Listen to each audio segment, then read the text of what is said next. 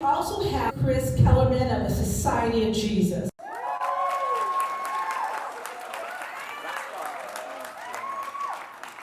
Father Kellerman currently serves in the Office of Justice and Ecology of the Jesuits, USA Central and Southern Province, and in the Pastoral Ministry at Jesuit College Preparatory School of Dallas. Actually, he's here now in Washington, D.C. Yes. Okay, that's not the right one. He entered the Society of Jesus in 2011 and was ordained to the priesthood in 2021. Father Kellerman also served as a visiting fellow and interim director at the Jesuit Research Institute at Loyola University, New Orleans. There he engaged in research, education, and advocacy on issues related to racial justice, environmental justice, and political polarization. Father Kellerman speaks on church history, especially as it pertains to slavery and abolitionism, as well as on Catholic racial justice, and is the author of the recently published All Oppression Shall Cease, a history of slavery, abolitionism, and the Catholic Church. Let's give it up for him. So, Father Kellerman, I'd like to open up this discussion with you beginning. In your recently published book, you state that the history complex and misunderstood. You also mentioned how Catholics tend to argue and are drawn to defend the church's slaveholding history by focusing on other slaveholding cultures, other religions, as well as denominations that were somehow worse than that of the Catholic Church. What has your research shown to help inform us and to help us understand about the church's past as relates to slavery? Sure, thank you so much, Mary, and thank you so much, Bryan, for being here. It's wonderful, and to all of you, as we talk.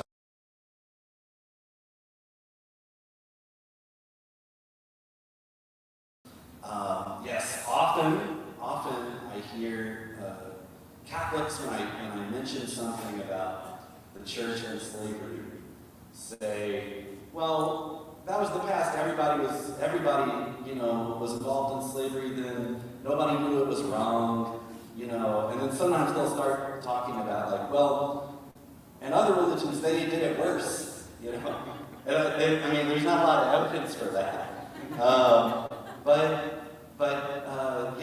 In my own research and my own look at this history, I actually found that it's just not true that nobody knew it was wrong back then. Aristotle, the Greek philosopher, in one of his texts, writes about people who say that slavery is wrong. Aristotle, right? There was an early Christian theologian, St. Gregory of Nyssa, who puts together a full theology of what makes slavery wrong in the eyes of Christ. And some of those ideas in St. Gregory of Nyssa's work will show up later in the speeches of Frederick Douglass and the speeches of Sojourner Truth. So we can't say nobody knew it was wrong back then. And especially when we get to the era of the African slave trade, we have to see together some very, very painful, difficult truths that, as tough as it might be for us to recognize, the popes of the 15th and early 16th century gave full approval for Portugal basically to have free reign on the African continent, to take any lands they wanted to take as long as they weren't being run by Christians, and to both capture and enslave people and purchase people who were enslaved. And that was the beginning of the slave trade. That was approved by 4 popes from 1452 to 1514. That was the beginning of the slave trade. It lasted nearly 400 years. before the Catholic Church would finally issue its first public condemnation of the international trade, in 1839, and would not condemn slavery itself until Pope Leo XIII of 1888. During that time, 12.5 million African men, women, and children made in God's image were forced onto ships, herded onto ships, to be forcibly transported across the Atlantic. Only 10.7 of them survived the journey. 10.7 million of them survived the journey. And then, of course, because Catholic canon law and the Catholic theological tradition allowed for slaveholding, it also said that the condition of the mother passes down to her children. In other words, if you were born to an enslaved woman, you were considered an enslaved person as well. So millions of the descendants of those 12.5 million people became enslaved as well. It's a very painful thing to imagine our church being okay with this. But priests, bishops, popes participated in slaveholding, even though we also have evidence from the very beginning that enslaved black Catholics were resisting this, that they were petitioning Rome, especially in the 17th century, to condemn the slave trade. Unfortunately, the Pope at the time, Blessed Innocent XI, did not do that. But there were revolts, there were all kinds of things that showed that enslaved black Catholics were protesting their enslavement, and that they envisioned an idea of Catholicism that saw that this was wrong.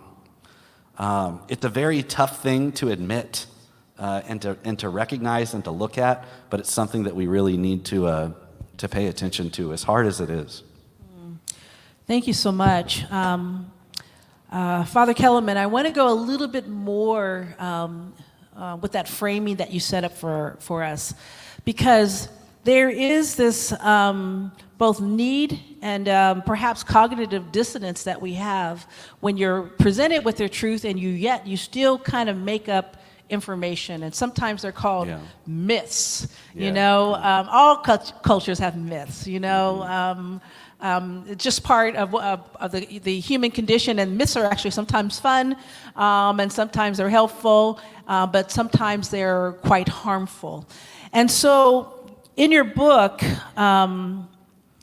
part of, I think, what you, when I read through it, I got a sense that you were also attempting to help people, help young Catholics, help young non-Catholics, anybody that was interested in learning more today, to deal with those common myths that may be in the culture of their family, perhaps in their parish, in their communities, that they've been taught to believe. Just a little bit earlier, Father Massingale was talking about an engagement he had with one of the students that he had in his class. You know, these kind of wrongs that were taught as rights, and that we continue to tell ourselves and teach our children. Mm-hmm. And so some of those things might be, but what about the slaveholders that were nice? Yeah. You know how Hollywood likes that. There's always got to be a redeeming, you know, character in movies and in series, you know, that certain pope never sponsored the Atlantic slave trade, and this other pope was against it. Or people talk about slavery and they think things are different because it was a different time, so they contextualize it. Or they just want to believe that the Catholic Church fundamentally has to always be good because it is God's church. Yeah. So how do you kind of help folks? How do we use the research that you have in your book, which is really dealing with some of the history of the Catholic Church and slavery and abolition, to help us in 2023 and going forward to kind of push through and actually bust those common myths that oftentimes make us feel that, you know, we're okay? Yeah. Thank you for that question. I think that this idea of sort of creating these myths, it's been happening for a really long time. It's been happening for a really long time. There was a whole idea in the civil law of Rome that then the Catholic Church kind of took over, of how somebody could become enslaved.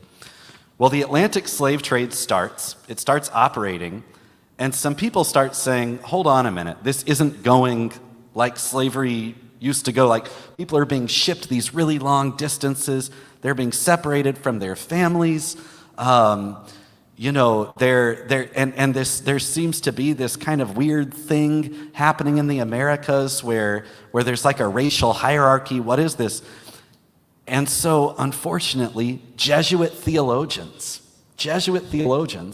start making up reasons in their theological tracts to explain, well, yeah, but the standards are different when it comes to Africans. And the things that they make up, I dug more deeply into the research, thought, was this just a common belief at that time? Everything had been debunked at that time by other scholars. The idea that, and these are horrible things that these Jesuit theologians would say, that God had cursed Africans with black skin as descendants of Canaan.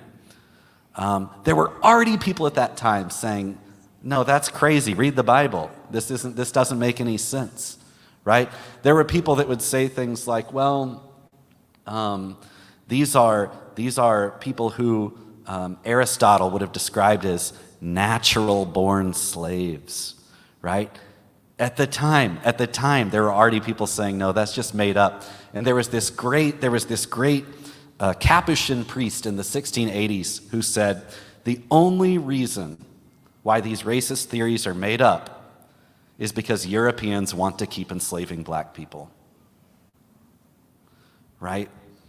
Okay, so the Society of Jesus was one of the largest, maybe the largest corporate slaveholder in the Americas. We know about the Georgetown 272. We heard Monique's beautiful talk.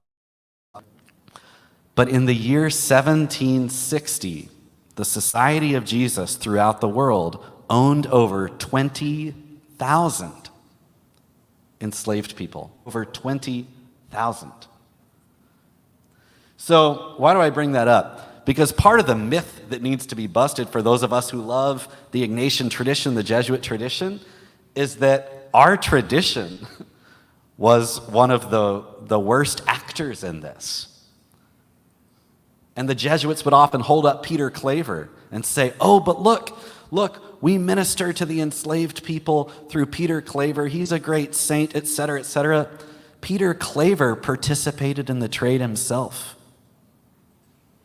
He gave money to slave traders and asked them to go back to Africa and buy him some people that would serve as his interpreters, right? But the Society of Jesus lifted him up so that the Jesuits could look like that we were the heroes. It's an extremely sad and extremely painful story. However, when we look at these enslaved Catholics that were fighting back and that were seeing intrinsically that this was not God's will for them, that's when we find hope. That's when we find hope, because we might think, oh my gosh, the church, it was so messy, it was so horrible. How could we have done this? They were the church too. They were the church too, and the Holy Spirit was working within them and inspiring them. Amen. So I want to transition now to Father Massingale. If you, for the students that are here that haven't heard this, there's an essential reading for every student in Catholic education, Jesuit education, and it is entitled Racial Justice and the Catholic Church. So students that are taking notes, write that down right now. Bryan Massingale is the author. It was published in 2010. You can find it wherever books are sold. It's essential reading because over the last 20 years, and I have followed him personally over the last 15, He has moved the church through his writings and his lectures. So he's been lecturing about these issues for a long time towards what he calls, even in his book, a more adequate engagement on racial injustice. And in that body of work, the book is a culminating piece, but the lectures further accompany it, lays a foundation for us, those of us that want to do this work of justice, that is more nuanced, as he often says, and as we know, is much more honest discussion on racial reconciliation. So, Father Massingale, I want to take you over these kind of last 15, 20 years that you've been doing this work. How is the church responding to racism internally and internally in society today? What is the church getting right? And where do we still need to do this work of racial reconciliation? Wow. Hi, y'all. You get the easy part. You get to talk about history and the past, and everybody can say, oh, that was so bad then, but we're in a better place now, aren't we? And I want to say we're not, unfortunately. We're just not. Before I get to your wonderful questions, why is it important that we understand the history that Chris has played out for us? We need to understand it, because everyone would think that slavery, that was so long ago. The teacher in me is going to come out now. If you take the history of African Americans in the United States, you start at 1619, and you go to 2023. 1619 was when the first Africans arrived in what we now call the United States. From 16, and this is a ruler that's 12 inches long. The first 6.5 inches of the ruler are the period of enslavement. The next half inch is a period we call Reconstruction. The next 2 inches is Jim Crow segregation. The period from the end of Jim Crow segregation, 1968 till now, is only 1.25 inches of the ruler. Why is that history so important? It's important because we have a whole lot of history and a whole lot of experience, and it's so deeply rooted, this conviction that people of color, and African Americans in particular, are not human beings. So as a society, as a church, we're skating on ice that's only 1.25 inches thick. Now, I grew up in the Midwest. Yeah. And I was a Boy Scout for all 3 months because we had to do winter camping. I said, that's crazy. Out in a tent, in the cold, in Wisconsin, in the winter, 20 degrees below zero. You get the picture. Now, why am I telling you that story? Because we had to learn a rhyme in the Boy Scouts about when it was safe to go out on the ice. And the rhyme went like this: 1 inch, keep off. 2 inches, small groups. No, 2 inches, 1 may. 3 inches, small groups. 4 inches, okay. It's only when the ice is 4 inches thick that it's safe. If you go out when it's only 1 inch thick, it's not thick enough and you're going to fall through. As a society, as a church, we are all skating on ice that's only 1 inch thick. And so we can't be surprised when it cracks and all the past ugliness rushes to the surface. I tell you that because it answers your question in terms of what has the Catholic Church gotten right. The Catholic Church has gotten right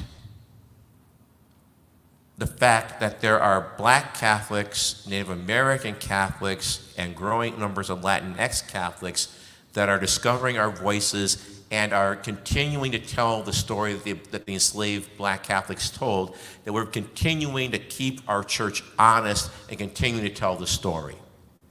That's what we're getting right. We're creating more and more space for that story to be told. We're claiming the space for that story to be told. Where the Catholic Church is getting wrong is that our voices are still not heard. That in many places in the United States and in too many of our Catholic schools, we are not willing to teach truthful history, even in our Catholic institutions. And when we do, it's somehow optional or extra credit. But it doesn't really impact the story that's being told. What are we getting wrong? I said this before, I'll say this because this is a different group here. The Catholic Church's greatest failing when it comes to dealing with race and racial justice is that we will only deal with the issue in ways that will not disturb the comfort of white people. Let me say that again. We will only deal with the issue in ways that won't make white people uncomfortable. There are Catholic schools that won't invite me to speak because, as one person said, you need to say something effective. You can't make people uncomfortable. I think, which people are we talking about? We still have priests who do not know how to preach and teach a message of racial reconciliation. Every survey that has been done on this issue has shown that most Catholics will say they have never heard a homily where the priest has talked about racism as a challenge to the gospel. I asked my own students, I said, in your house of worship, whether it's a synagogue, a mosque, or a church, have you ever heard your minister mention racism as a sin against the gospel? And every time, it's only a minority of hands. Most Catholics, and we have evidence for this, during the summer of 2020 when Black Lives Matter protests were going on around the country, the vast majority of Catholics never heard a homily that mentioned Black Lives Matter. And more to the point, when they heard a homily that mentioned Black Lives Matter and George Floyd, they heard it described as being a communist movement that must be opposed by Catholics. So that's where we're at, sadly. But, you know, we need to keep this issue alive. Because as we move into a presidential election season, it's only going to become more and more important. And this is the issue, frankly, that could end our American democracy. But we'll talk more about that later. So I want to talk a little bit about reparations. Father Massingale, this is for you. The definition, this is for our students, the definition of reparations is the making of amends for a wrong that has been done. And you can do it by paying money or otherwise helping those who have been wronged and other supportive resources. People today also tend to believe that the concept of reparations is new. In Kellerman's, Reverend Kellerman's research, he discusses a document written by an excommunicated priest in 1682 who wrote about reparations. And this priest talked about how land needed to be returned to the descendants of those that had been actually slaves themselves in order for reconciliation to take place. So rooted in the gospel, Father Massingale, how should the Catholic Church think about and consider reparations in the context of this history and their role in slavery? I like the way you began by talking about reparations and what it means. It means making whole, repairing the damage that's been done. That's what reparation is all about. And this is not a foreign concept. Your history shows us that this is deeply traditional, and it's deeply Catholic.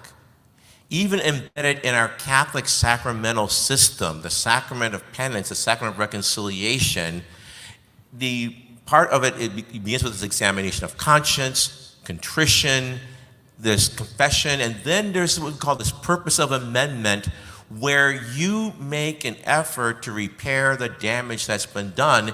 And in traditional Catholic teaching, for example, you could not be forgiven of your sin if you didn't make things right. So, for example, if you stole something, you had to return what you stole.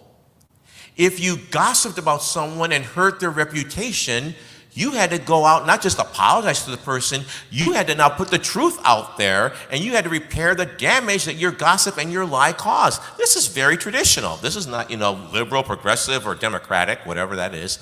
No, this is Catholic. Yeah, you got that. Some of you are listening. Good. And so what do we mean in terms of reparation? I think that we need to seriously, as Catholics, enter into a moment and realize that this idea is only crazy when it comes to black people. We have made reparations to other groups. So, for example, the Japanese Americans who were interned in concentration camps in World War II, they received an apology and reparations. Jewish citizens in the Holocaust, Germany made reparations. The only group that this becomes controversial with is with African Americans. And that's for two reasons. One is that we don't know the history. And so this conversation about reparations seems like it's coming out of nowhere. We need to know our history, and part of the problem, I don't think we as a society are equipped to talk about African American reparations because we don't even know the basic truth about why we're having the conversation and why it's necessary.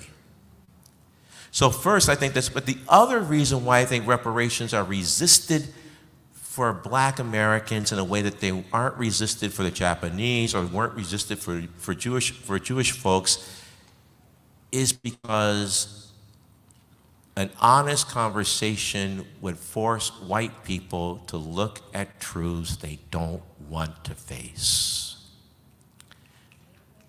As James Baldwin said, they do not know and they do not want to know. Because for most white people, if they really face the truth of what happened in our country and is happening in our country, it means they have to take a deep, honest look at people that they know and love.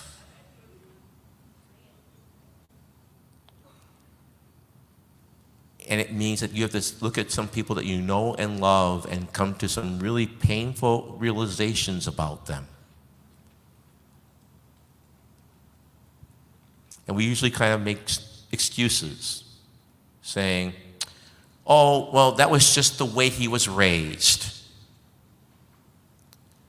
Or, that's just the way grandma talks. Or, yeah, that was kind of sketchy, but deep down they're really nice people. But talking about reparations means that we have to take an honest look not only at our society, because that's easy, because we can kind of distance ourselves. It means we have to take an honest look at family and friends. And we have to face some really tough truths about them. And it means that we have to face the fact that before we even talk about reparations, are we willing to be truth tellers in our own families? Are we willing to be truth tellers in our own schools? Are we willing to be truth tellers to our friends? And you don't have to give them a learned dissertation. All you have to do is look at them and say, hey, bro, that's not funny. But if we can't come with the courage to do that, then we're not going to have the courage to do this kind of difficult work of reparation. So I want to transition us towards the kind of final questions. And this question doesn't seem like it's a transition, but it is. I've heard Father Massingale speak on a number of occasions, particularly when he would come out to San Francisco and speak in campuses there. And I looked in some of my notes from one of the times he was there, and I made a note, like a star by it, and I pulled this out because it caught my attention so much, and it was something I had heard even in my childhood as a descendant of people that were enslaved, where he talked about being rooted in the gospel.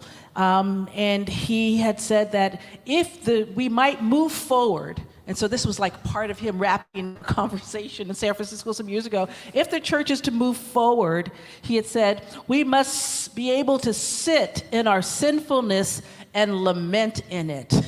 And I underlined it because that was like kind of his concluding thought about how do we move forward. And so in this transition moment, I want to kind of come back to that. What does the Catholic Church still need to do to sit in our sinfulness and lament for racial justice? You know, that idea of sitting in your sinfulness and to lament in it. What does that look like today for racial justice? And you may have already gotten to it in some of your responses, but I just wanted to bring in that statement, which stayed with me, and I wanted to bring that in today, that was part of the next step.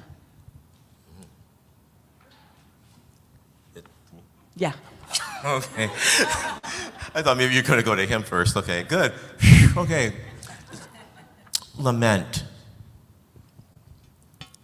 Lament means to mourn, to grieve, to feel pain and sadness. Lament means that we hate being in the place where we're at. Because when we lament and mourn and grieve and hate being where we're at, then we will summon the energy to do what it takes to get out of it. But first you need to lament and grieve it. And let me make it very concrete. I had a very dear friend. He was a fellow priest. His name is Jim. And loved him like a brother. In fact, loved him beyond my brother. He knew things about me my brothers didn't know. And I would trust him with my life, and he would trust me with his. In fact, so much so that when he was in his dying days, I was his power of attorney, and he trusted me with making that decision to take him off of life support and to let him go on. Jim is white, and I'm black. And as much as we loved one another, as much as we trusted each other, as much as we would do anything for each other, there would be times when he just couldn't get what I was saying. He just couldn't get it. And I remember one conversation where we just looked at each other with this kind of pain and incomprehension, and he looked at me and he said, I hate this. I hate that because of who I am and because of how I was raised, I can't hear you. And I said, I hate it too. That's the lament. And it's when you hate it enough, but you're willing to do something about it. And we as a country and as a church have never gotten to the point where we say, I hate it. We have never gotten to the point of saying, I hate that history that Father Kellerman has unearthed. I hate the fact that we only have 100 black Catholic priests in the country in the United States. I'm not talking about the Africans, I'm talking about African Americans. And there are reasons for that. It's not because black folks don't want to be priests or didn't have a vocation. But when we came, the Catholic Church said, no, you can't enter. And I'm going to be really honest, I'm telling the truth. Okay, I am not a Jesuit. People always want to put SJ after my name. Sorry, no. I keep telling people I was a real priest, the one that's small. Whoa. But there's a reason why I'm not a Jesuit. I'm going to tell the true truth here. And I was Jesuit educated, went to Marquette University, was inducted in Alpha Sigma Nu. Some of y'all know what that is, the National Jesuit Honor Society, because I was that kind of student, okay? And at the initiation ceremony, we were having a dinner afterwards. We're all at tables, and there was a Jesuit at each table. And a Jesuit went around the table and was asking us, what were we going to do after we graduate? And I said that I was going to go and and go to the diocesan seminary. And he said, well, why aren't you entering the Society of Jesus? And I said, well, Father, I've been here for 4 years. I've been a daily mass goer. I've been a lector and a Eucharistic minister. I've been leading campus ministry retreats. I'm a philosophy and theology major. I mean, vocation stamped in neon letters across the forehead. And y'all never asked me. And he looked at me and he said, well, I'm sure if you had what it took to be a Jesuit, we would have asked you.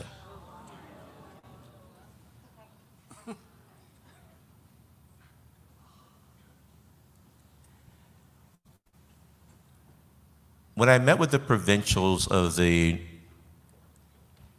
North America, and we were talking about the cell of the enslaved, I told them there is a through line from the ownership and sale of slaves to how the Jesuits have engaged with African Americans and why there have never been more than 15 African American Jesuits in the United States. We need to look at this, and the way we get there, we need to sit in that lament. We have never reached the point where we said, I hate this. We have never reached the point where we said, I hate the fact that you're not a Jesuit. I hate the fact that someone told you you didn't have what it took to be a Jesuit. I hate the fact that when I go to my church on Sunday, most of the people there look like me, and that's not the church. It's when we get to the point of saying, I hate this, then we'll enter into genuine lament. And then we will have the strength and the passion to make a new beginning.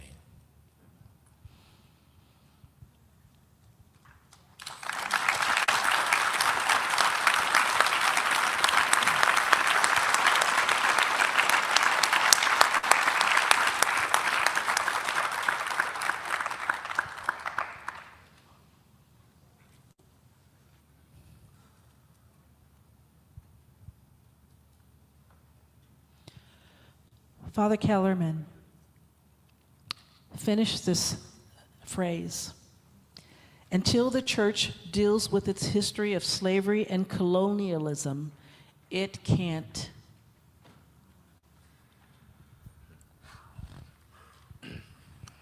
Yeah, so Mary and I were having dinner the other night, and here's a little bit to think about here. We just heard these very powerful words from Bryan, from Father Massingale, right? And I'm talking right now in particular to the people who look like me, okay? It's really easy to walk out of this room and go, wow, that was powerful.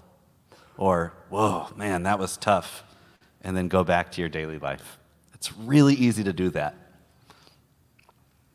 It's much harder to keep sitting with it, to keep learning. It eats at you. It's hard. It makes you question everything, right? It's really tough. However, I suspect that there are some of you in this room who really care about LGBT justice issues. I suspect that there are some of you in this room who really care about the role of women in the church, that care about any of these justice issues where we see people being marginalized, right? When you look at the history, all those things are connected. All those things are connected. And what I said the other evening to Marion that I firmly believe is that for the church to have, for LGBTQ justice to happen in the church, for gender justice to occur in the church, for true justice that includes everyone, that brings everyone in, we've got to get through this history of slavery and colonialism because it's all linked. It's all linked. And it is this giant chasm of a history that, and when you sit with this stuff, you start seeing patterns. You see that the opposition today in some Catholic environments to, let's say, a Black Lives Matter sign, to the idea of critical race theory, you see that this is a same pattern that's been going on for centuries, you know? And if you ask yourself, gosh, well, I wonder if a few hundred years ago, would I have been opposed to slavery? You know, or if I had been around at the time of Dr. King, would I have joined in him?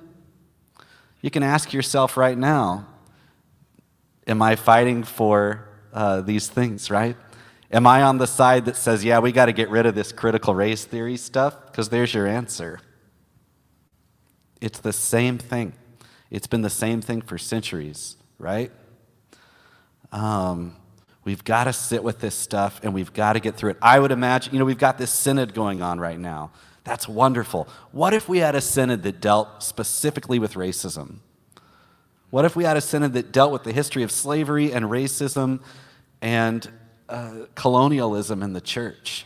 And we sat with it, and we heard people's stories, and we heard the way that it still impacts them today, that they still live it out, right? Of black students in schools where the only image that they see on a wall in a chapel of a dark-skinned person is the devil, right? I've got a good friend who gives talks on Catholic racial justice throughout the United States. She's a Haitian woman. She's been denied communion before in line, and afterwards has gone up to the priest and said, "Why did you deny me communion?" And he said, "Only Catholics can receive." And she said, "I was a baptized Catholic. I've grown up Catholic my entire life." And he goes, "Oh, I didn't know that there were any black Catholics." Right? That's a terrible thing to not be seen. Right? What about a synod where we do that?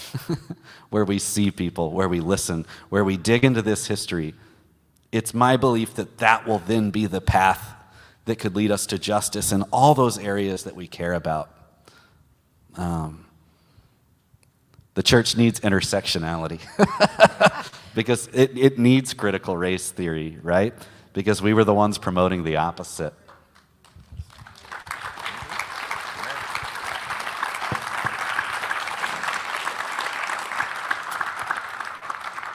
As we come to a close, I'm just looking across the audience, and the lights are bright, so I'm really able to see the front row. And in the front row, I see an intergenerational mixture of people of justice who care about this work.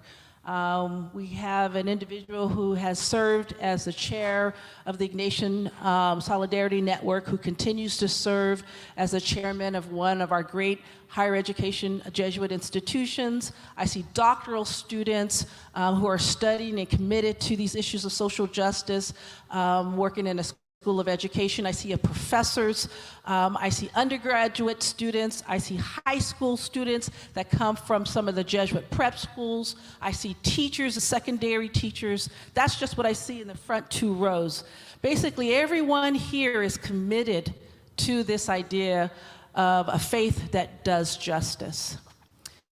As we go out today and as we prepare for this final message from our sponsor, let us be able to be people for others.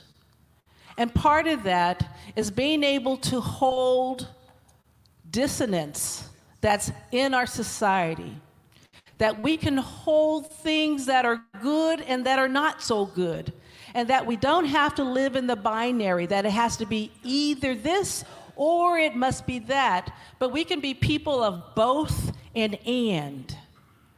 That we can deal with more nuance, that we can deal with complexity, that we can deal with rigor, and that we can deal with tough, and at the same time, we can deal, all of those things together brings more love and more hope.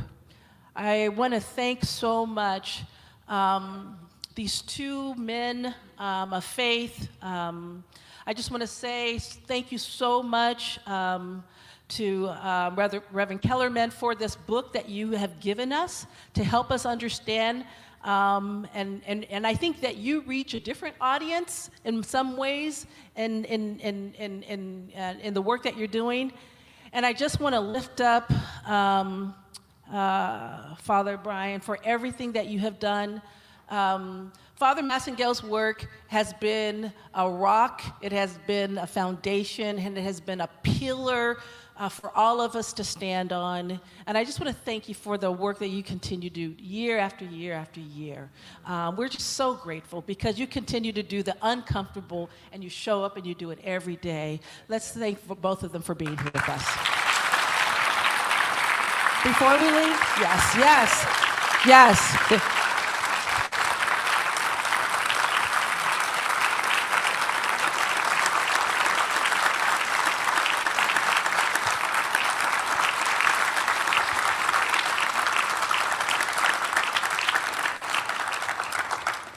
And so my colleague, they're going to play a piece right now. If you just hold in your seat for a second, and I want to make sure that we honor the individuals who have provided support to us. So I'm going to turn it over to our technical people.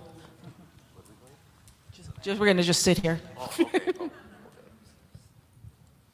I initially decided I wanted to do ACE. I was looking for a community that would allow for me to grow in faith and in spirituality in a way that would allow for me to serve others. And so when I heard that ACE existed, I was like, this is the cream of the crop, exactly what I wanted. I think I'm really just looking forward to the opportunity to do this thing that I've been looking to do for so long, to actually have the opportunity to really teach, to live in community, and to grow spiritually, to do all of this in tandem. I think it's just gonna be a really wonderful experience.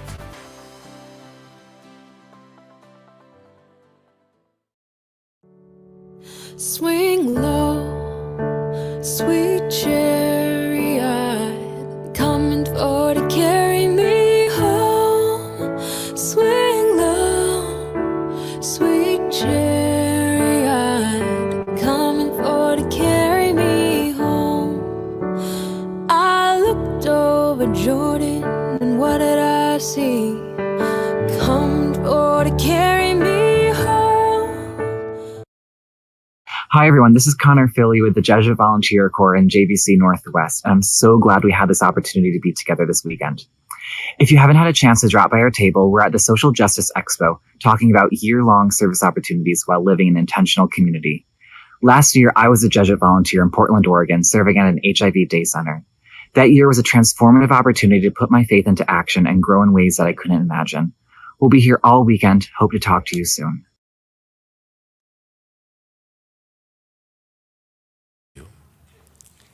That's where the hope is. And so for all of you, especially you who are young high school students and young college people and others who are young at heart, stay in the relay race. It's a relay race. And to make it really Catholic, it's part of being part of the communion of saints. So let's all go out there and be part of that communion. Amen. Amen.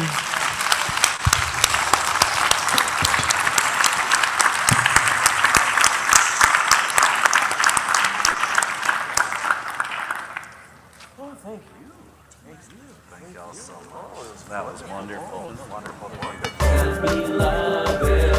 We got each other.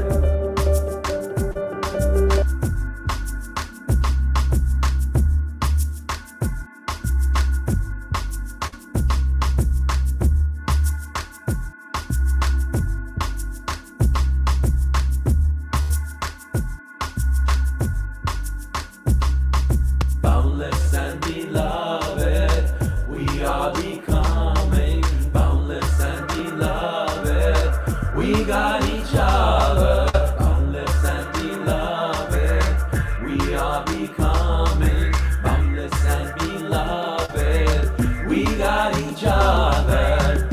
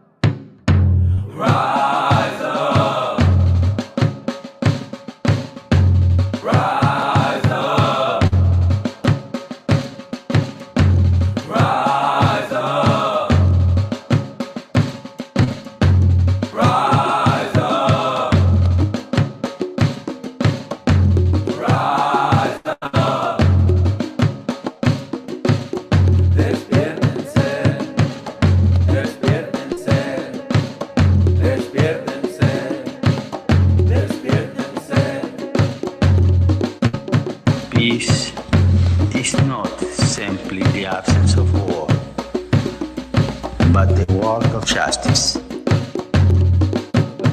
En un mundo de paz.